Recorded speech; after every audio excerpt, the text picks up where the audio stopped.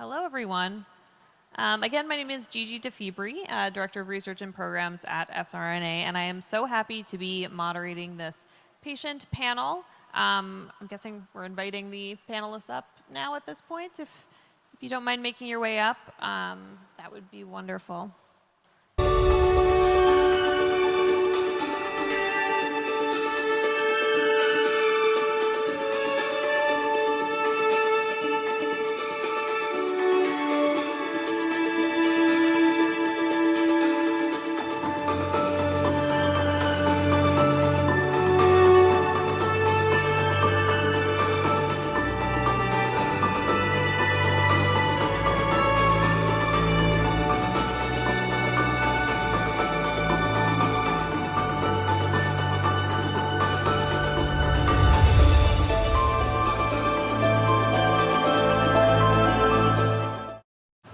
Thank you all for joining us today for this panel. I just think to start, it would be great for everyone to do some introductions.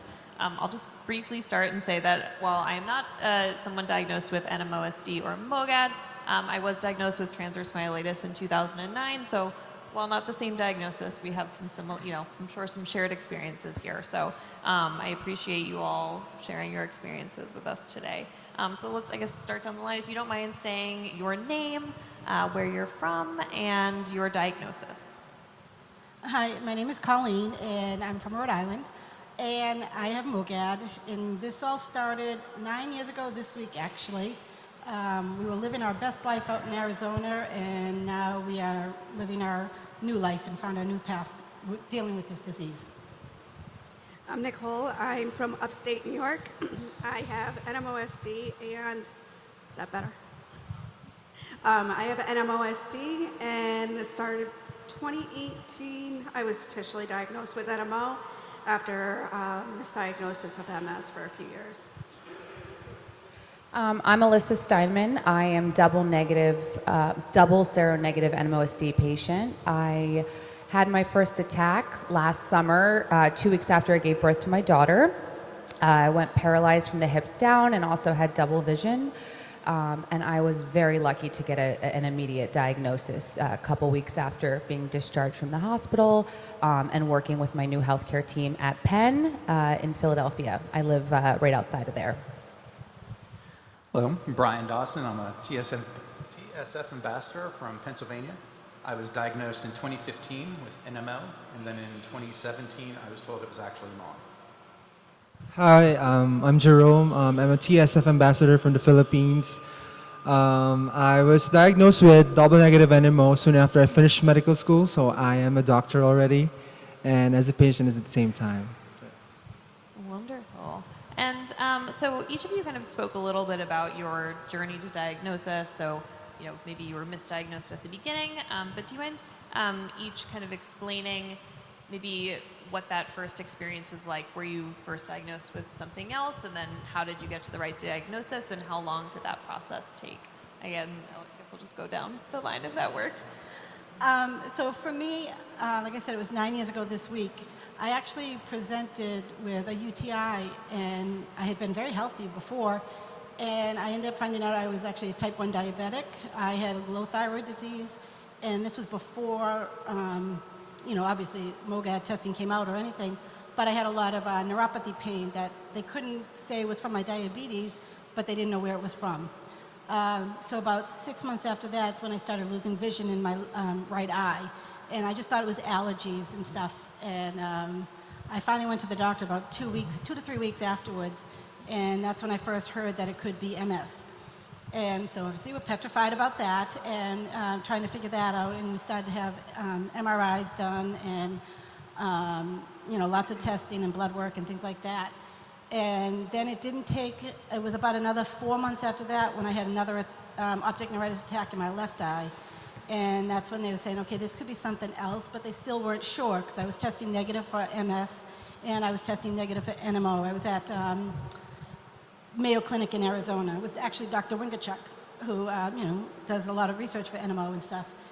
And it didn't really get too serious till I had like an idiopathic myelitis attack that I was numb all over. I could walk, but I didn't have the feelings, like I couldn't feel any touch or anything like that. And so they had me in the hospital for about 2 weeks doing the whole thing. I had like 15 days of steroids, 2 weeks of plasmapheresis, and 3 IVIG treatments, which helped. I did regain vision in my left eye, but never in my right eye. And so finally around 2018 is when I ended up getting tested for MOGAD, and that's when I found I was positive for that, because I had still been being treated as a negative NMO. So right now I've been relapse-free for almost 3 years, and you just do what you do. Yeah, thank you. So I had my first optic neuritis attack I'd say a couple months after my second was born. We had gone back to an optical place, America's Best. They give you 3 years, you get 3 exams, and he takes one look at my right eye and says, your lens dropped in the right eye by 6 lenses. So they referred me to a neuro-ophthalmologist at that point. There were also some sensory issues going on, and the neurologist involved said headaches, migraines, everything but what they should be looking at. So I ended up with the MRIs. They did a suspected MS diagnosis for 2 years. When I did have the transverse myelitis, I also had the brainstem involvement, so I ended up having 5 weeks of vomiting, turning away from hospitals. 3 separate ERs sent me home. When they finally did an MRI when I was at the hospital, they admitted me, started me on steroids, then Plex at a separate hospital. Had to be transferred out for that. But it was a journey, and so glad to be through it and where I am today. Yes, definitely. So my symptoms presented, I want to say 10 days after I gave birth to my daughter last summer, starting with urinary retention. So I went to the OB on call to talk to him about how I was feeling. And I was told that I have postpartum anxiety and that I should seek talk therapy. And I knew that something was really wrong with me. So I went to the ER with my mom, received an indwelling catheter, and I was discharged a couple hours later. Went home the next day, had a severe headache, couldn't even get out of bed, just saw darkness. And then I want to say 24 hours after that, I woke up and I couldn't feel anything from the hips down. And I went to get out of bed and I collapsed in my home. And that's when my family knew something was very wrong. I was admitted to the hospital for just shy under 2 weeks. I received IV steroids, plasmapheresis therapy.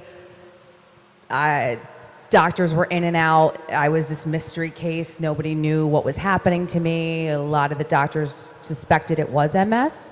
But there was an internist on call who had a hunch that it might be NMOSD.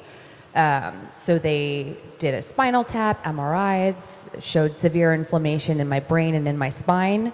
Not in my optic nerve, but I did have double vision because the attack caused a blood clot in my brain.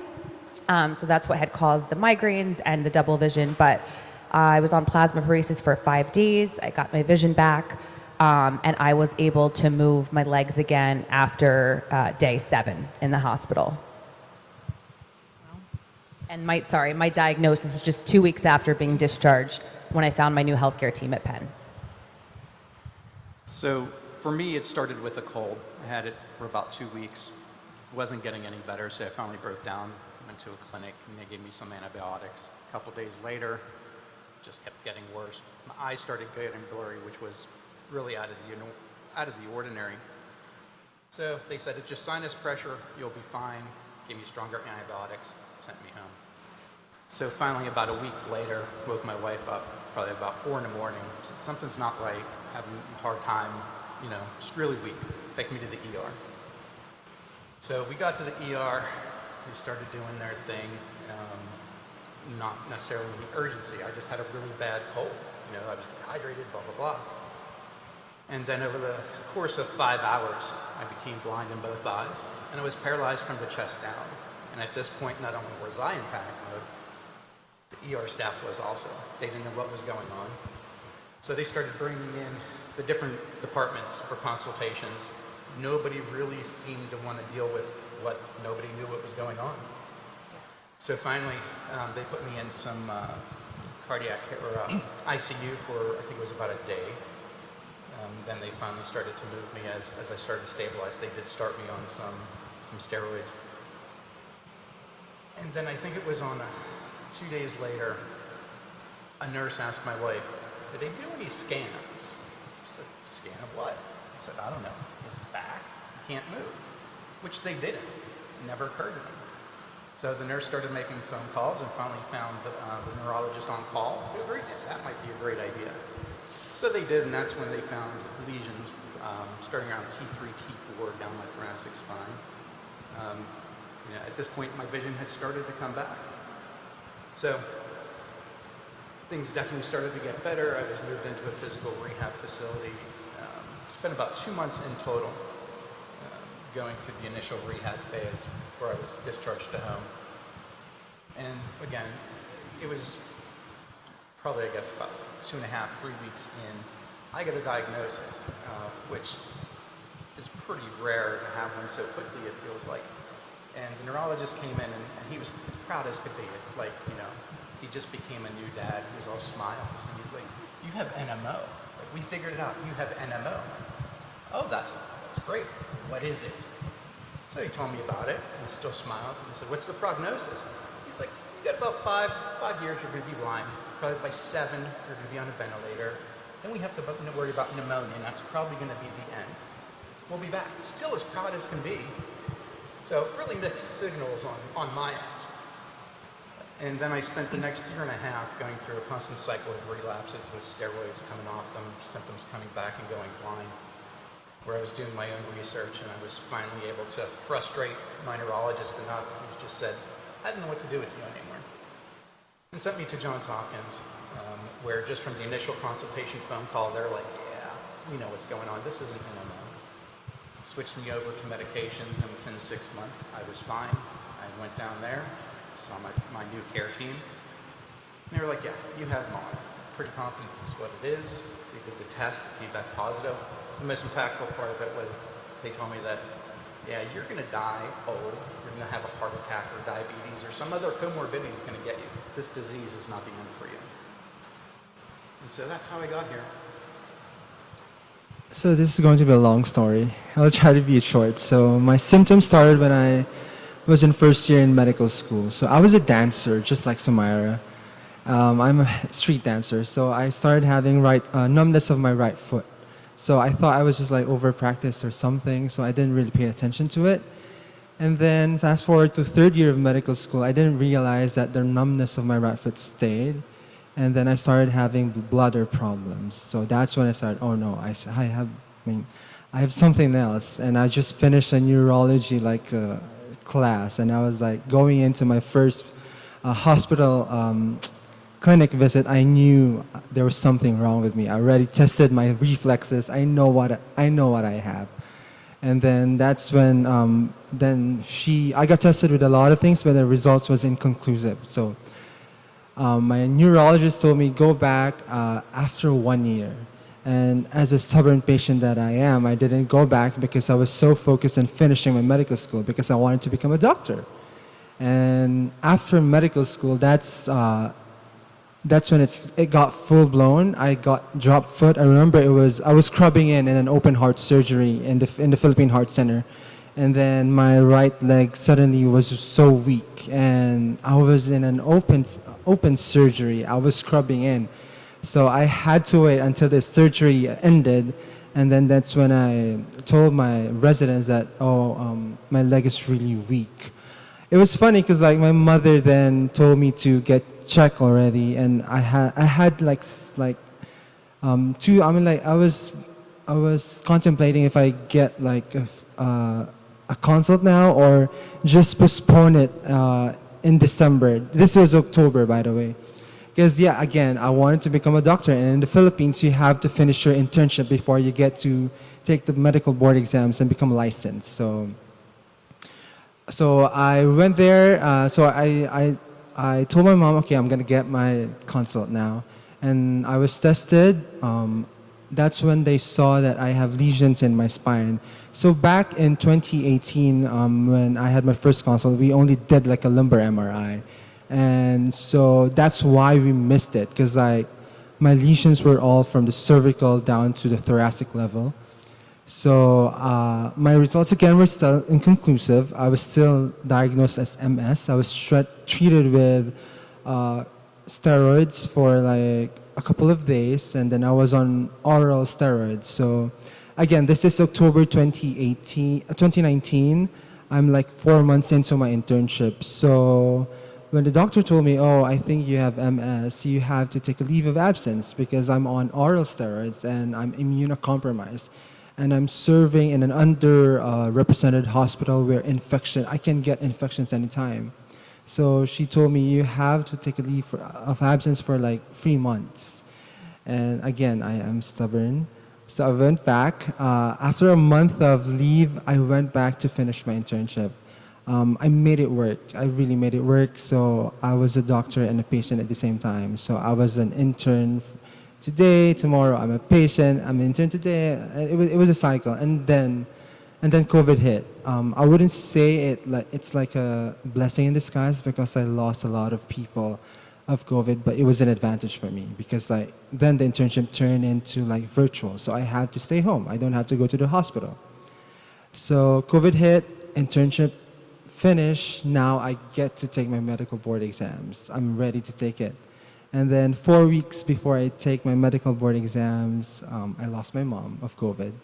It was such a challenging situation. But then I battled through it. I finished my medical board exams, I passed, and now I'm a licensed doctor. So after a year, but not yet, the following year,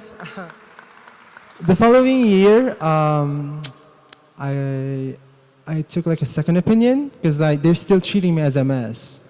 And I wanted to take like a monoclonal antibody, like a medication in the Philippines, but then my previous neurologist was not really into it, so I seek like a second opinion, and then I called a neurologist, a neuroimmunologist in the Philippines, and I told him my history, even my PE, my physical examination. Then that's when he said, "Oh, I think you're NMO, you're a seronegative NMO." So that's when that's my turning point. So he scheduled me for a rituximab infusion, and then after that, unfortunately, I went into relapse. So another obstacle. So I went into relapse. My left leg now is weak. So I went back for another infusion of steroids, and then it didn't really like recover. It was partially recovered. That's why I'm on a wheelchair. So above all this, so it was a lot. It was a lot to take, and now that really kept me going. So now I'm doing research about my disease because I'm doing research on double negative NMO. So I moved here last year. I'm working right now with my mentor, Dr. Michael Levy at Mass General Hospital, and I went into this master's program at Harvard. So I'm doing research now on double negative NMO. That's my final master thesis dissertation, and hopefully find answers to it.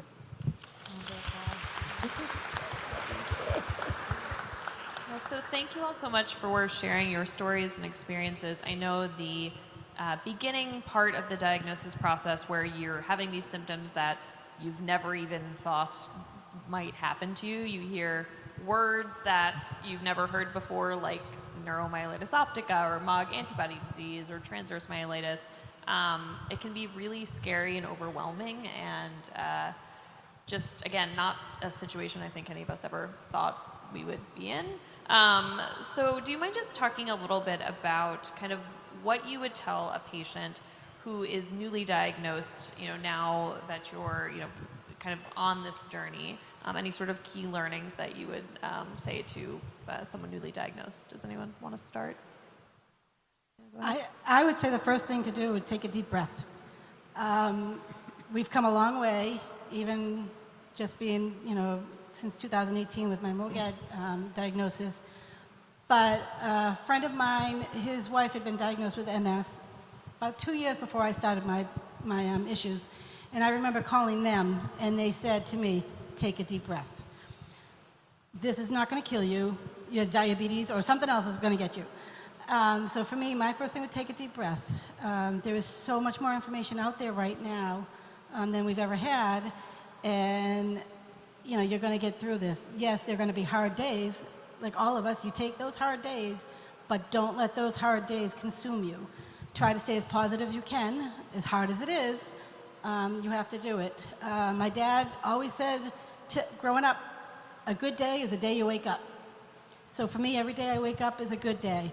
Whether it's a painful day or anything, it's still a good day because I am awake, I can see, and you know, I'm going to get through this. So for me, take a deep breath first. You're going to get through this.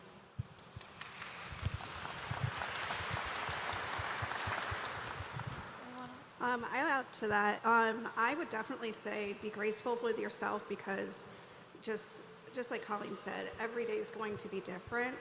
And find your tribe. Know who supports you. Definitely. Okay, I would say a few things. The first thing is to give yourself grace. Take things one day at a time, an hour at a time, whatever you need to do to heal in the way that you need to heal. I remember when I got my diagnosis, I asked my neurologist how long I had to live and how long I was going to be able to raise my kids for. And she told me I was going to get on treatment, I was going to live a long life, I was going to raise my kids, and I was going to do all the good things I wanted to do. And I found solace in that, but it also took me a long time to heal and really get to a point of acceptance. I still wake up every day and I'm like, is this real? Do I have this disease? Do I need to be on treatment for the rest of my life? That is certainly something that has taken a long time for me to come to terms with, but I have gained an entirely new perspective in my life. I am so grateful for the people in my life who love me and are there for me and who build me up. I'm so grateful for the opportunity to be here today and share my story and talk with other people who may not have a confirmed diagnosis or know how to move forward. I just feel like there's just this new light that I feel every day, and I'm just so grateful to be here with my kids and to do good in my life. And I just have this newfound perspective that just gives me so much happiness and hope.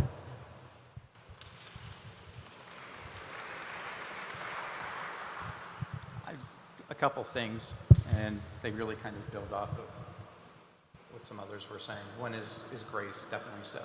Give yourself grace. Life isn't over, but it's definitely going to be different. So you're trying to learn everything over again, and you're doing it in a state of grief, and it's a very difficult place to be. So for grace for yourself. Grace for your family and friends who are going through the same thing. They're watching you suffer while doing it, so that's another layer of stress. Something more from their perspective. And also some grace for your care team, because some of the neurologists and the specialists were saying they may only see 1 to 2% of their patient population, and they're specialists. So how many physicians out there actually know what NMO or MOG is, let alone have the awareness to test for it and find it in a patient? Which leads me to some of the things that I wish I could be speaking to the people out there who haven't found where we are today. Second thing was definitely find your community. Those relationships matter. The third thing is find reliable resources. It's so important to have good science behind you, helping you guide your decisions and being able to understand what's happening to you, starting with the different foundations. They're in it for the same reason that you are. There's no agenda there.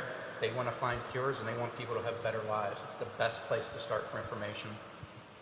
And then finally, I want to throw something in for the clinicians. Approach your patients with empathy and talk with them. Don't talk at them. They have enough on their shoulders right now. They may be a patient for you, but they just got earth-shattering news, and you are the first person of authority who's going to be able to guide them through extremely difficult times. So just try and remember that as you move forward with them. I guess I say the same, take your time. Take your time to heal. And also, I always say this, having the diagnosis is one thing, but putting yourself out there is another thing. It's so hard. So take your time and also keep going and never settle. Because I could have stayed in the Philippines, I could have stayed there and just practiced as a doctor because I'm a licensed doctor there. But then, no, I didn't, because I wanted to find answers. That's why I'm doing research on my disease. And so I could have stayed, and I didn't because I don't want to settle, and I want to keep going, So I guess take your time to heal and use this power to be better, and remember that the world can wait, Take your time. Definitely. I speak to newly diagnosed patients all the time with all of these rare neuroimmune disorders, and I echo everything that you have all said about giving yourself grace. Your life might look a little bit different than you expected, but it also opens doors that for me personally, that I never even would have thought would be there. So but that doesn't mean there's not hard days, of course, but there's a lot of learning and a lot of growing, and so thank you all for sharing that. And you've all kind of talked about this a little bit, and I think one of the last panel, one of the physicians mentioned, I think it was Dr. Fabian, who's actually my neurologist, mentioned that in terms of the, when asked with the prior panel, kind of who do you go to for support? The physician is kind of at the end of the list there. So for each of you, who do you go to for support outside of the medical community? Is it your family, your friends, other patients, other just information? What do you kind of seek out for support outside of that medical system? Well, my support is sitting right there. His name is Kevin. Yay. We've been together for 40 years, and he is my biggest support. I also come from a very big family, and when I was first started going through all this, we were by ourselves out in Arizona. We had moved 4 years before that to our kids were all out of the house, and so we were like, it's our time. So we moved to Arizona. So we were by ourselves for a few years out there with no family support. And like I said, I have a very big family. So moving back here was so we could have more support. Definitely the family has been a great support for both of us, and it's been very helpful. But also being able to connect with the patients online, on Facebook. There is so many support groups there that it definitely makes going through the hard days easier. It makes sharing the fun days even better, because your fun day may have helped somebody who had a bad day that day. So sharing those good times with people who could be going through something bad also helps me realize that, okay, I'm doing good, this is good. All the support online is definitely huge. I'd like to second that. My mom and Jason, they are both here. They're my biggest supporters. Also my kids. Just watching them grow and knowing that I'm a very active part of their lives. So when I didn't know where I would be 5 years ago, 6 years ago. And then also the TSF ambassador team. We have a really great team. So it's helpful to me. The Facebook support groups are wonderful. I'm not very fond of social media myself, so I kind of shy away, but if I'm having a rough day, it's a great place for you to look for support. My husband, not being able to take care of my newborn baby and toddler 2 weeks after I gave birth was the hardest experience I've ever gone through. I'm very hands-on. I like to do it all, so my husband, my kids, my mom, who moved into our house to help raise our kids while I was going through my attack, my sisters, close friends. I remember right after I got my diagnosis, I did so much research, and I'm like, who can I talk to? Is there anyone else in the world with NMOSD? Am I the only person? And I found the Samira Foundation, and I wrote to her, and she responded right away and told me I was her sister for life, and there was a whole community out there who would talk to me and share their story, and that I wasn't alone. And I think at that moment I realized, I'm not alone. I'm going to get through this. I'm going to move forward, and here are the steps I'm going to take to do this. I will also say, though, I have an incredible relationship with my healthcare team. I make sure that I come to every appointment very prepared with questions. I ensure that my multidisciplinary team are talking to one another through the portal, and that I'm sending messages, updating them, and I feel a tremendous amount of support from them. I feel like my specialists, my primary care physician, do not talk to me like I'm just a patient. They empathize with me, talk to me like I'm a person, ask me how my kids are doing, how my life is. So I find so much solace in those conversations, because I feel like I leave every appointment with next steps and action items, and I can forge a path forward. And that's just kind of how I work. I'm very type A, and I like to know how to plan. So yeah, I have a tremendous amount of people in my life, and I also work in patient marketing for rare disease. So I'm very fulfilled in my career and kind of what I'm doing, interacting with clients, patients, caregivers on a daily basis. So I feel like I'm slowly but surely finding my purpose. I'll start where everyone else did with my family. Hold on, sorry, got an alarm going off. That was weird. Yeah, family really has to be the beginning of it all. They're going to be the ones who are kind of with you most of the time. Like my wife, she puts up with my BS every day, which is a monumental task in and of itself. But yeah, so family. And then finding those support organizations is really important. I remember it was just a couple years ago myself that I was finally able to meet someone who had this disease, and that was Samira at a gala in Boston. And it was, a lot of walls came down for me, emotionally, psychologically. It was like, all right, yeah, this is this abstract disease. There are others out there. This community is real. So find those. And I probably can't answer this without saying, get yourself a good dog. They love you unconditionally. They're always there. They're just the best thing in the world. So same with me, family. So if my mom was here, I knew she was my number one supporter. But now my sister, my aunt, and my father back home. Also my cousins who always there with me during my infusions, my clinic visit back there.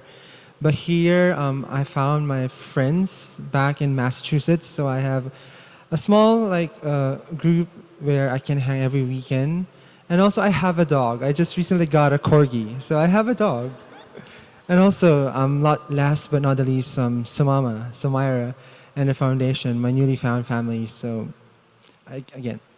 Yeah, wonderful. I just want to add, get a dog is good, but also get a grandchild. I had my first grandchild a couple of years ago. She's the best medicine ever. I think that's why my mom comes over so much. Wonderful.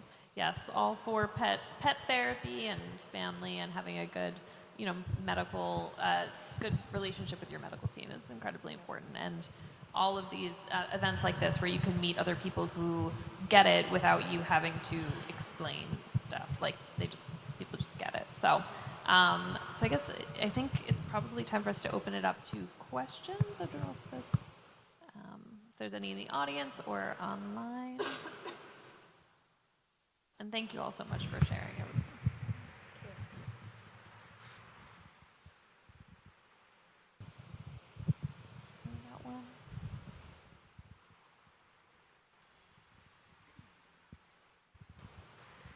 Hi, I'm Lauren Gluck. I'm an MS and NMO doctor up in the Bronx.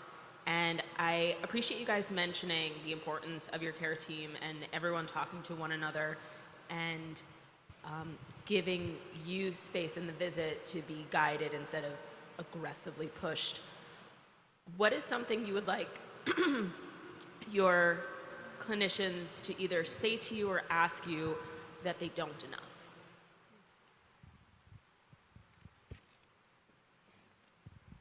Well, so I've been very lucky to have some great doctors. I've seen, like I said, I was in Arizona, California, and now Boston. And I had a group of interns actually in Boston ask me that same question because they were just kind of learning. And, at that point I was NMO negative, but a new case there, so they were interested. And they were asking me those kind of questions. What would you want us to ask? And for me, one of the first things was always, how am I feeling, you know, and does it change every day? Because I know some days I wake up and I'm great and I can do a lot, and then other days I'm like, oh, I can't even move and I'm really tired. So symptoms come and go, and finding that out, like, you know, how are your symptoms every day? And how can, you know, what else can we do to help minimize those symptoms for that? But for me, it was asking how I was feeling every day, not just that sick day. I guess I would say, you know, asking what your goals are for your own care, and if there are gaps that they aren't filling currently. I don't know if it's asking something specifically, but more maybe like leveraging part of our time together to provide any updates in the realm of research or kind of what's happening in the NMOSD MOGAD space. I think, you know, I do my own research very proactively to try to, you know, educate myself and continue learning about the disease state. But I think anything that my clinician would be able to share during that time together, in addition to focusing on how I'm feeling and what next steps are with treatment, I think would be very advantageous. I think the question, what's it like for you, is an important and a powerful one, because we all experience our disease in very different ways for a number of different reasons. And so I think that allows a clinician to really understand the person and the impact of everything. You know, care plans can get very elaborate, but how that impacts us and whether or not we're able to use the dirty word, comply with that treatment plan can be very different for different people. And so there might need to be some very outside of the box thinking on how to accomplish those clinical goals within the context of a person's life. Not a question, but more of like also an update with the research going on. But again, there's not really much out there for us, double negative NMO. There's no clear treatment guidelines. There's small research about it, but it's not generalizable. So I guess like an update every now and then about what's going on with our disease is good. Any other questions? See some hands. Yeah.